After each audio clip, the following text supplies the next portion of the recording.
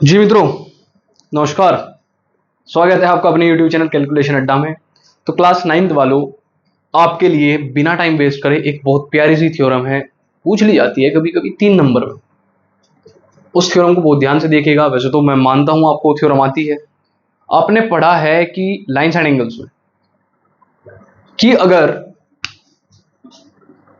आपके पास ये 3 लाइन्स हैं, मैं फॉर एग्जाम्पल इनका नाम भी दे दूंगा अभी आपके सामने।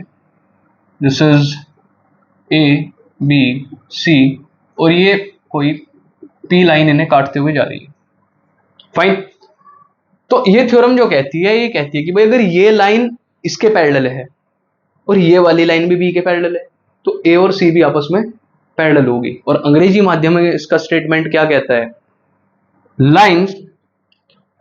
Lines parallel to the same line are parallel to each other या वन अनदर।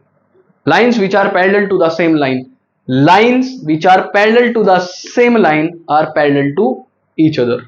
इसका छोटा सा प्रूफ हमें करना है और मैं आपको लेके जाना चाहता हूं अपनी उस वीडियो की तरफ जिसमें मैंने आपको बताया था ट्रांसवर्सल का कॉन्सेप्ट। और अगर आपको वो याद है तो ये थ्योरम वहां इजी होने वाली है। जैसे ध्यान से समझिएगा भाई, छोटी सी बात हमने पढ़ा था कि भाई मैं देख लेता हूं इस थ्योरम में मुझे गिवन क्या क्या है। इसके हिसाब से मुझे गिवन है कि ए पैरेलल है बी के और सी भी पैरेलल है बी के। और आपको क्या प्रूव करना है? दैट ए पैरेलल टू सी भी पैरेलल है, ए पैरेलल टू सी। बिल्कुल सही बात है। फाइन, मैंने गिवन लिख लिया मुझे क्या क्या है। अब आप ध्यान से अगर देखेंगे तो मुझे पता है कि भाई अगर ए बी के पैरेलल है तो क्या एंगल 1 और एंगल 2 इक्वल रहा होगा? बिल्कुल जाहिर सी बात है, क्योंकि ये पेयर ऑफ करस्पॉन्डिंग एंगल्स बना रहे हैं। इसका मतलब एज, या फिर आप सिंस कर भी लिख दो भाई और भी स्टैंडर्ड तरीके से, since A parallel to B which is given and P is transversal. P क्या है मेरा? ट्रांसवर्सल है। तो मैं कह सकता हूं directly angle 1 equals to angle 2 which is equation 1। और ये किसके कारण आया? Corresponding angles. एक्सियम लिखने की जरूरत नहीं है, करस्पॉन्डिंग एंगल्स हैं, इक्वल है, दैट्स ऑल। अब और तोड़ के थोड़ा गया हो भाई, सिर्फ समझाने की वजह से इतनी देर में कर रहा हूं, आप इसे गारंटी है एग्जाम में 1 मिनट में करके आ जाएंगे। अब ध्यान से देखना भाई। अच्छा, अगर ये बी और सी पैरेलल हैं तो क्या 2 और 3 भी इक्वल होंगे? तो क्या मैं यहां कह सकता हूं similarly angle 2 is equal to angle 3, equation 2। भाई इसमें तो मुझे कोई ज्यादा बताने की जरूरत नहीं है शायद, क्योंकि ये भी इसके सिमिलरली अगर मैंने लिख दिया इसका मतलब ये है कि ऊपर वाले के तरीके से ही ये भी क्या है?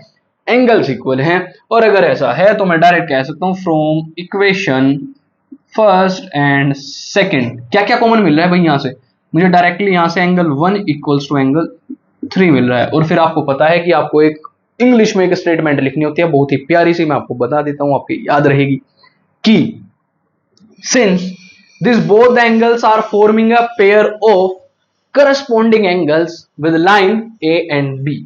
और अगर ये ऐसा कर रहे हैं तो A पैरेलल टू B हो जाएगी। since both the angles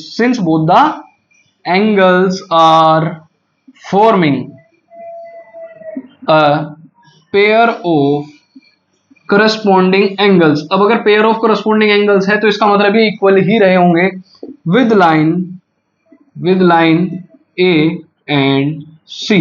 तो मैं डायरेक्टली कह दूंगा यहां से hence A is parallel to C, जो कि मुझे प्रूव करना था। तो इतनी छोटी सी बात है इस थ्योरम में, आप एक बार इसका स्क्रीनशॉट लें, इसे आराम से रटें, याद करें।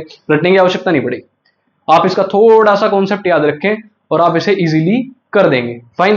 तो आज की वीडियो में यही थ्योरम रखेंगे, आप एक बार इसका स्क्रीनशॉट ले लीजिए।